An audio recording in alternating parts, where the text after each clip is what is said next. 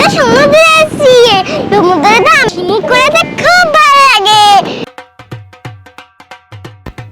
আরে এটা কি, মাকে জিজ্ঞেস করি তো। ও মামা একটু এইদিকে আসো তো, দেখো আমি কি পেয়েছি। আরে মিষ্টি মা, এটা তো মুক্তো, এটা তো অরিজিনাল মুক্তো, এর তো অনেক টাকা দাম। আমরা এটাকে বেচে বিদেশ যাব। হ্যাঁ মিষ্টি মা, ঠিক আছে মা। এনে ধর, রাখ, আমি তো বাবাকে ডেকে নিয়ে আসি।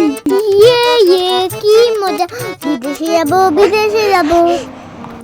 আরে এমনিটা কাঁদছে কেন?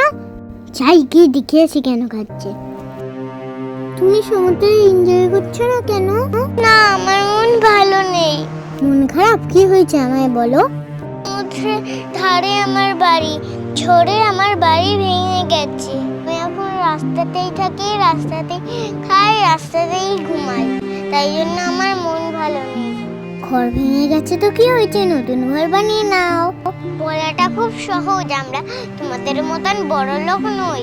এর মতো আমাদের এরকম টাকা নেই যে টাকা দিয়ে সব সমস্যা দূর করে দেবো। আমাদের পরিশ্রম করে টাকা জমিয়ে তারপর খরচ করতে হয়।